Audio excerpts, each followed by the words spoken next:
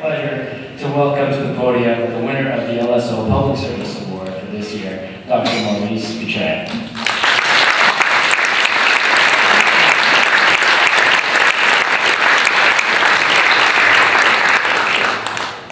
Well, thanks very much, Jason, for that very kind introduction.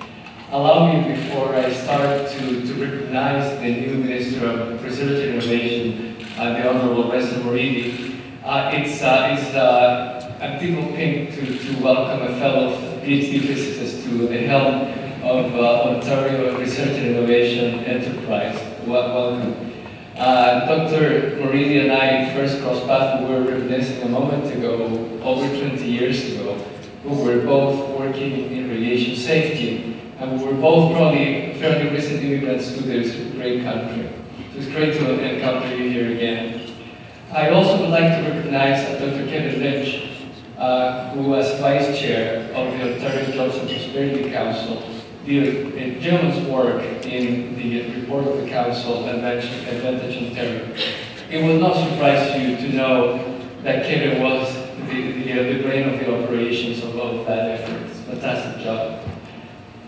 To Life Sciences Ontario, thank you so much for this wonderful and totally unexpected award. I'm really very touched and honored. Je voudrais remercier sincèrement les organisateurs de cet événement magnifique. Merci beaucoup.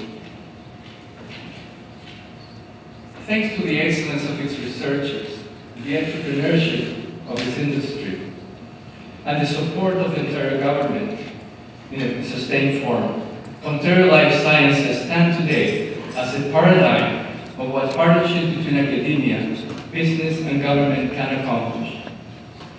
Tonight, I would like to take you briefly to an earlier time in this great partnership.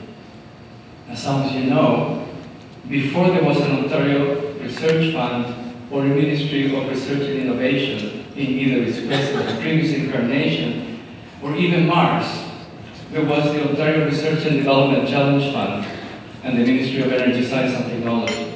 But more importantly, there was in these institutions a group of visionaries who knew the promise that life sciences held, who understood the importance of research and innovation to fulfill that promise, and who had the savoir-faire to make it happen.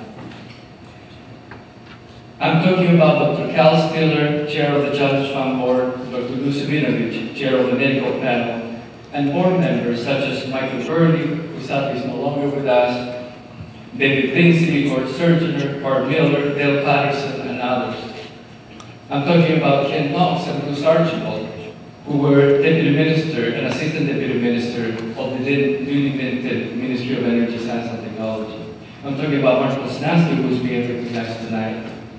It was my very good fortune to have been associated with this extraordinary group as the Executive Director of the Challenge Fund, and to have contributed, along with my colleagues in the Ontario Public Service, to some of the projects that laid the foundation for Ontario's present strength in the life sciences. This was a time when collaboration between business and academia wasn't the accepted modus operandi it is today. It was a new experiment. Regarded with suspicion by both sides, most projects require a significant investment in time to build trust between the partners. I would like to share with you just 3 of the many things I learned during this time. First, a relentless focus on excellence. Science is an international sport. Local notoriety is nice, but only international competitiveness will do.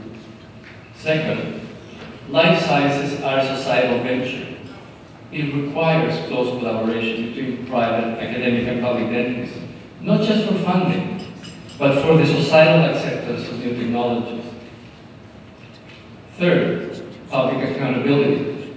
The investments of public funds require a clear demonstration of public value. This is not to say that there must be an in-year return on investment or a 3-year exit strategy, but that the case for enduring public value must be carefully substantiated and widely communicated. I think you will agree that these principles remain valid today.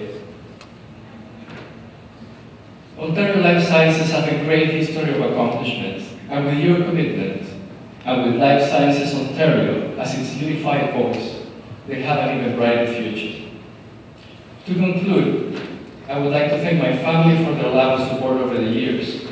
To my lovely wife, Gloria, with whom we will have our 30th anniversary later this year. Thank you so much. I love you. You will always be Tuli Lang to me.